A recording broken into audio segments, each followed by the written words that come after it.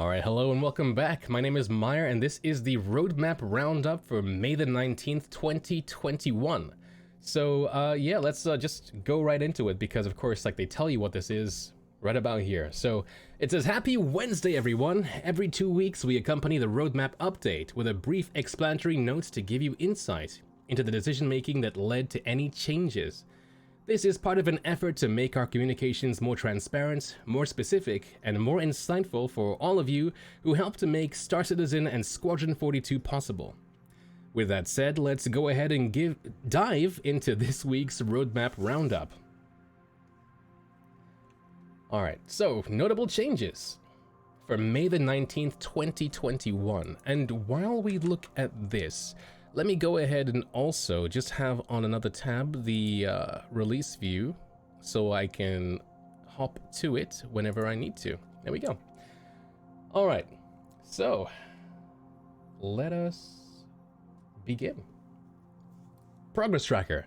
The Progress Tracker has had its horizon extended to Q1 2022 for all upstream teams.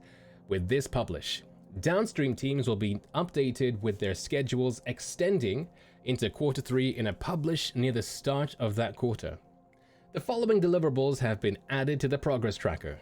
So, Identity Service. So the Identity Service will be a proxy service that will relay information about accounts between the RSI platform, Tavern, which is I believe the backend for Spectrum, and the game client. AI, Untrained Combat. Okay, so this is the first iteration for untrained characters, such as civilians, to react in battle scenarios. So civilian AI will be able to use weapons to defend themselves in threatening situations, and will try and preserve their lives using cover and surrendering when necessary. So they've talked about different kinds of like FPS AI before. They talked about like really trained Marine style, AI that know exactly what they're doing. And they've talked about more untrained guys who are like, they'll still fight and they'll hold their ground, but they'll look clumsy about it. Maybe they'll just be in general bad. This civilian AI is kind of like that, but at the same time, again, like it's more like those scared guys you see in Grand Theft Auto that like, drop their weapon and run away when they can. Which is kind of cool to think about, but also kind of terrifying. Alright, so AI planetary navigation. So first pass at a system that allows NPCs to move on planetary surfaces using a dynamically generated navigation mesh.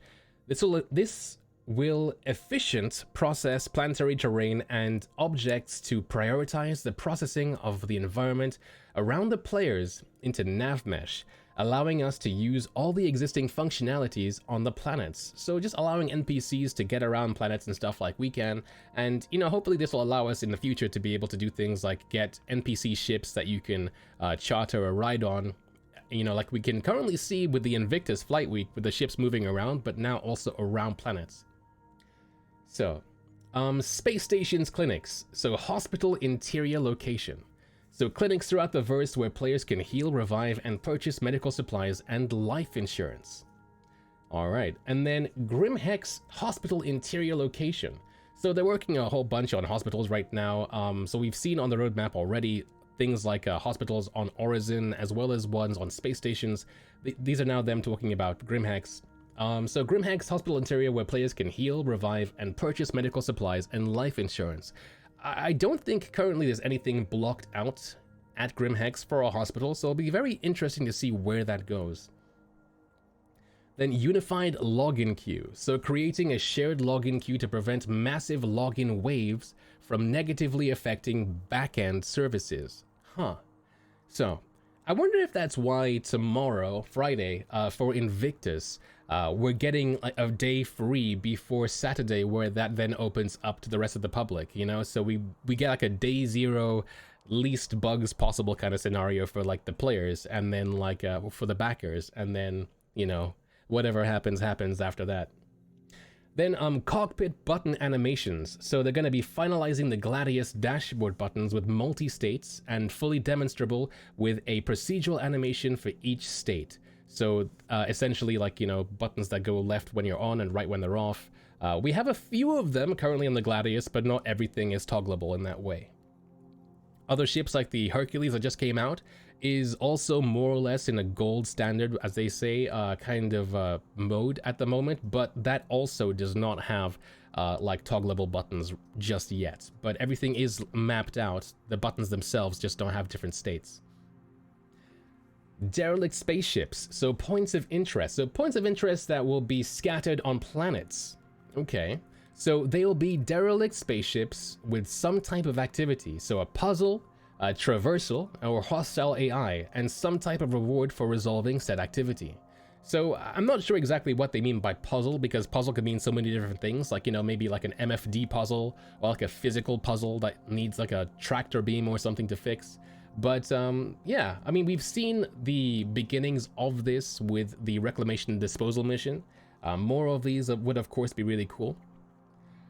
Mission manager updates. So alongside converting to building blocks, this feature includes an updated UI in support of the dynamic mission system. Also includes the ability for players to see the reputational requirements of mission content. So they talked about this, and if you've seen our reputation video, they've also talked about that in greater detail, but this is just essentially the app that will make that all work and look good and tie with the reputation system. The MISC called D. So building and implementing and balancing MISC's heavy cargo hull of the Hull D as a flight-ready vehicle. Same with the Hull E. Well, that's really cool. So obviously, they've made some improvements and stuff and developments with their dynamic physics grid. If you go into the game right now, finally, you know, like ship lifts and cargo lifts and stuff now move vehicles up and down seamlessly. And that is one of those major blockers they talked about before in how the Hull D and C have been, like, you know, held back essentially. So I'm looking forward to seeing where these all now lie on the progress tracker. So the Origin 600i Gold Standard, so implementing and polishing and optimizing all features required to bring the Origin 600i to Gold Standard. That's an interesting one to bring to Gold Standard, considering that CIG did say that they were going to be refactoring this in some way, maybe changing out the interior layout. Now, I know that when they mean Gold Standard, they're talking about like the positions of, you know, things like the components, and engineering of the 600i is already there and pretty fleshed out already. And of course, you know, the bridge is pretty bare. I think it's got a one of those holographic bridges with, like, you know, like little glass panels. So this will be the first kind of, I guess, holographic display ship or bridge or cockpit that will be in Gold Standard. So I'm very curious to see how that all turns out. Alright, then the Greycat PTV Gold Standard. So they're also doing this for the Greycat PTV, the oldest ship in the game, or the oldest vehicle in the game. And, or should I say one of the oldest. And by that, you know, I'm sure we'll get some comments. I just mean that the Aurora is old, but the Aurora has been refactored. In-game, the PTV is the single unchanged item in the game that is still as old and as janky as it was when it first got released how many years ago. But, you know, like, when they say they're moving this into Gold Standard and they're going to be polishing and optimizing this, if you go into the game right now in 3.13.1 and look at the Argo MPUV, which is currently on the roadmap for Gold Standard, like, optimization, like, the hull has changed significantly. So I'm interested to see what will change with the Greycat. You know, it's basically like a toddler's, like a push car, like Prius thing. Yeah, so yeah, we'll see. Alright, so lava tech, so modifying and tuning river tech to produce impressive lava rivers and lakes.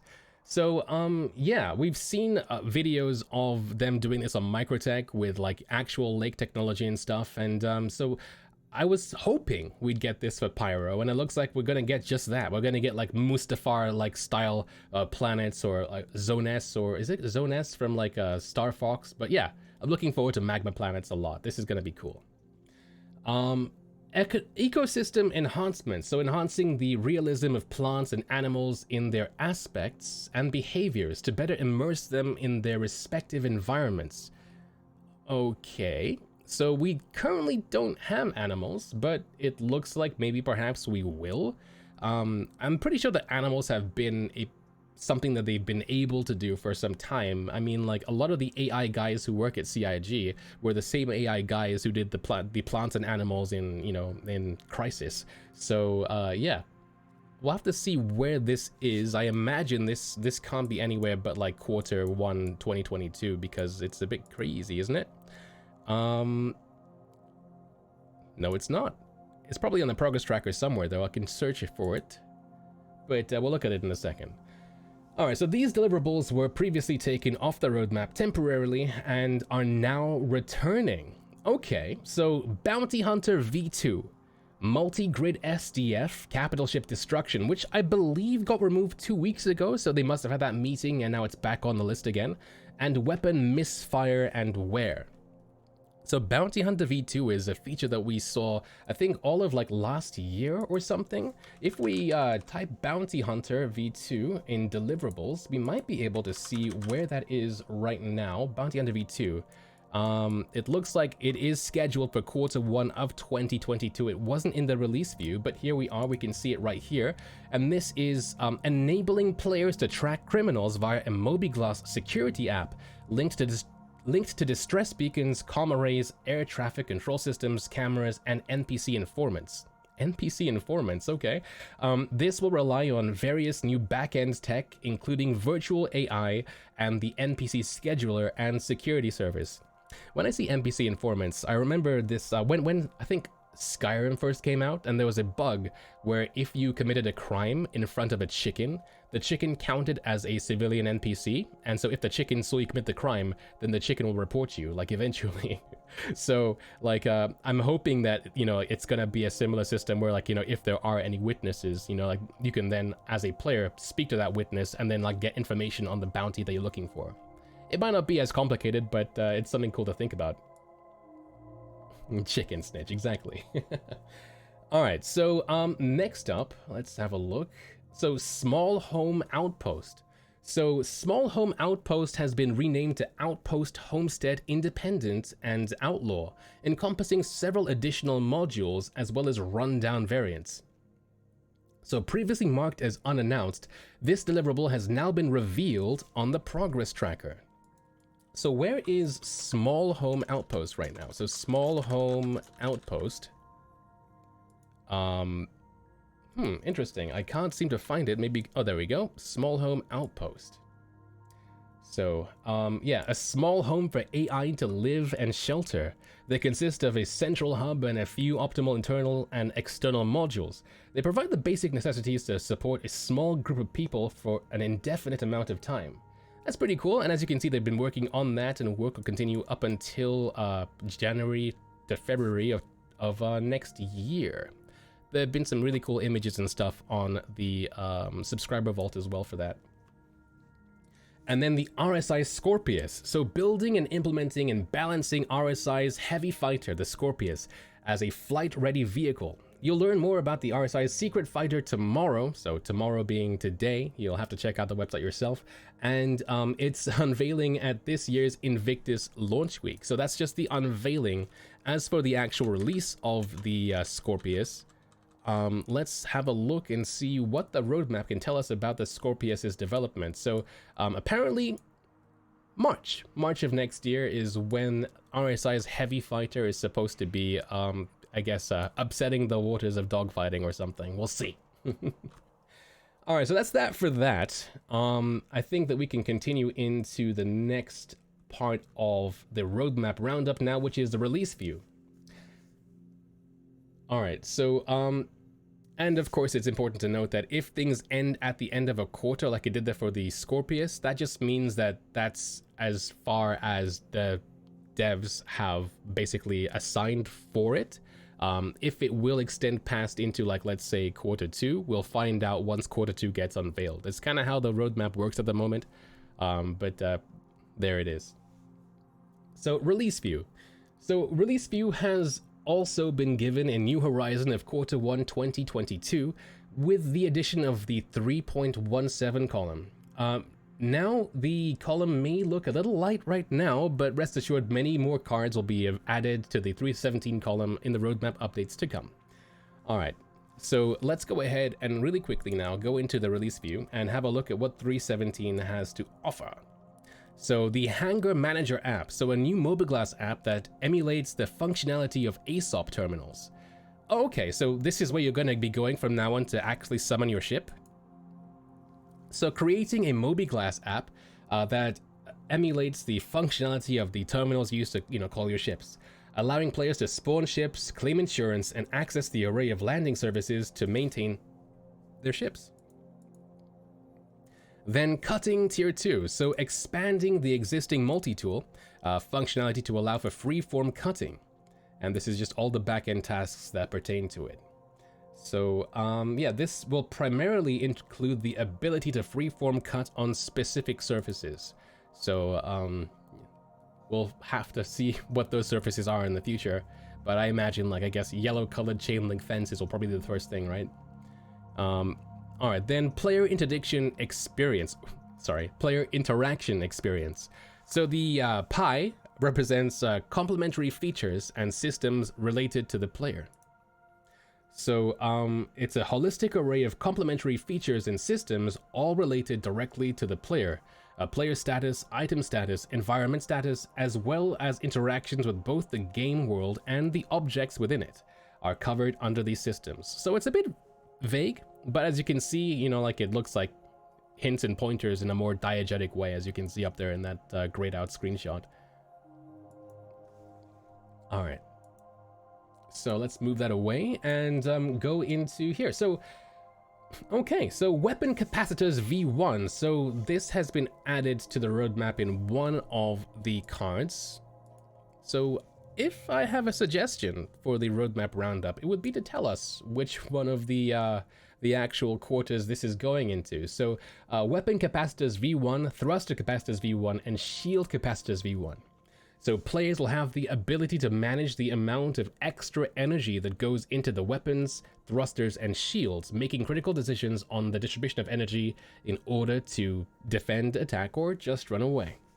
So if we quickly go into the release view, where could that be? It looks like it's in 3.14, so that's something to look forward to in 3.14.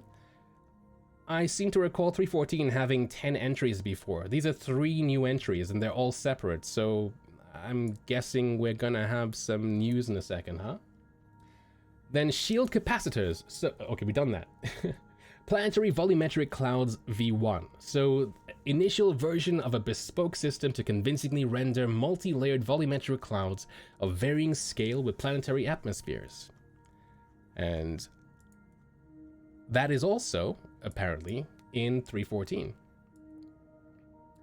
Okay. So the RSI Scorpius is also apparently in the roadmap too. So I'm guessing that would then, in that case, what would that be? So ships and vehicles, it's not there. The Taurus is still alone for 3.14 unless something miraculous shows up. For ships and vehicles in 3.15, the Redeemer, the Starlifter, and the Starfighters are all here. For 3.16, we have the Hull variant, the Hull series even, Hull C, and ship shield emitters. Okay, so it is for 3.17 after all. So in 3.17, so quarter 1 of 2022, so like at the end of March, we'll be getting the Scorpius. Tentatively. All right, then the Hull C, Hull A, and the Hangar Management app as we've seen before. All right, so actor teams. So actor teams are the guys who make, well, just everything that has to do with your player as an actor.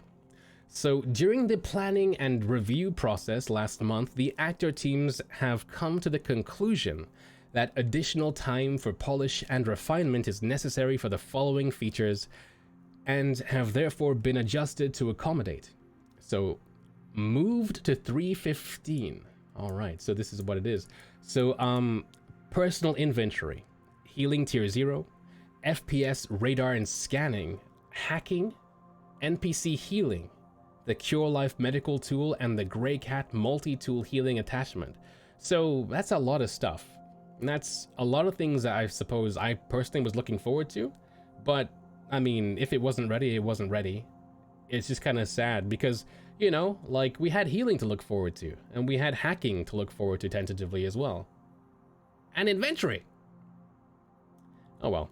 I'm sure they'll make it up to us somehow by, I guess, at the very least, you know, like making some videos. We'll see. I look forward to the ISC on all these things anyway. Then move to 316. So weapon charge and drain tier 0 tech. So like putting a battery in your like, I guess, well, multi-tool and stuff. Maybe also your energy weapons.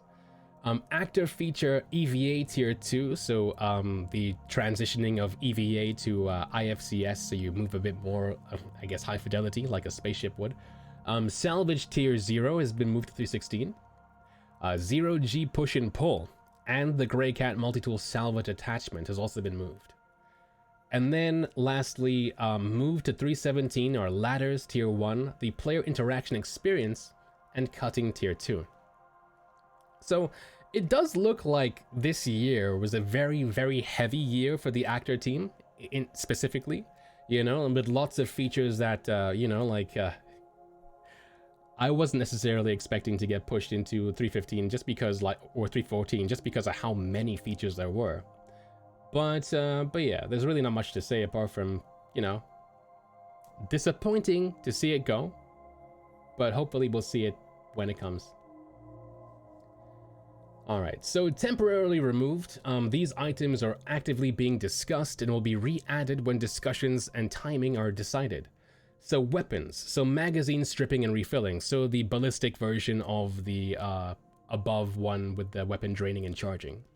The active feature for lockers and inventory, fire extinguishers tech, the fire extinguisher, weapon misfire and wear, and vehicle module swapping. So I believe vehicle module swapping was also set for 314, and that was supposed to see the addition of the ability to use your retaliator, which is going to be the first one going gold standard for this kind of thing, for different things. So you could use it as like a, you know, a freight ship or like a troop transport and that kind of thing. So this hasn't been, I guess, you know, like scrapped, but it's basically been removed from the table because internally they want to discuss where this goes. And, you know, again, just recently up here, we have seen, I believe it was like a capital ship VFX or something get removed 2 weeks ago and then come back 2 weeks later. So we'll see where that goes. All right, so where does that leave us now? Okay, so migrating legacy vehicle XMLs to data core. So after planning meetings, this task has been reevaluated to be a more gradual process than initially anticipated. So they've talked about things in this way before for tech like server meshing. And therefore, doesn't have a set release date. For this reason, this deliverable is being removed from the release view. Okay. I'm not necessarily sure how a feature like this would be like visible as a player in the first place, but it's gradual. Shield systems, so tech replacement. So originally planned to be a 2-part release. This work was completed for the release of Alpha 313 in tandem with Shield Effects V2, and therefore this deliverable is being removed from the release view. So some kind of good news. They didn't need the extra time. We have shields and they work pretty well now. Then small home outpost colonialism. So as mentioned above in the progress tracker section, this feature has had a change in scope and is being temporarily removed from the release view until it's been properly scheduled out. Okay. And yeah, we just recently saw like some concept art of the airlock in the subscriber vault for that. It looks pretty cool. Alright, so some closing statements from CIG before we have some of our own. It says that we know that there is a lot of content moving around today and we strive to communicate changes clearly as soon as we can, even if it means sharing polarizing changes the week of a big event. And yeah, judging from my chat here, it's kind of polarizing. So when we set out to share more info with our new roadmap earlier this year, we talked a lot about tentative versus committed. As a reminder, a feature marked as tentative on the roadmap should be considered fluid, and that's exactly what happened to all those features we saw. They were all tentative and they flowed to 315, meaning it's a higher likelihood of moving around on the schedule. It is our goal to set proper expectations on this front, so you can expect to hear us repeat this a few more times. So, I mean, I guess their closing statement is one that basically is a bit of a reality shock to us, huh? Like, everything we see here on the roadmap in the release view all says tentative. And again, they mean that means fluid and it's subject to change and can be moved at a moment's notice. Anything that's locked, you know, and changes color means that, you know, like it's committed and it won't move. And so I guess, again, this is our reality check, I suppose, in that, like, yep, so take everything you see here with a pinch of salt until they turn yellow. So yeah. Yeah, essentially, basically everything on the map here is fluid for now, until we get closer to 314. But yeah. Anyway, so that is that for the roadmap roundup. Thank you so much, everybody, for watching both live on Twitch and also on YouTube. We'll upload this today for Thursday. And I'll see you in 2 weeks' time for the next roadmap roundup. We'll see what happened and what's changed. Until then, I suppose, like, follow, and subscribe, and I'll see you in the next one.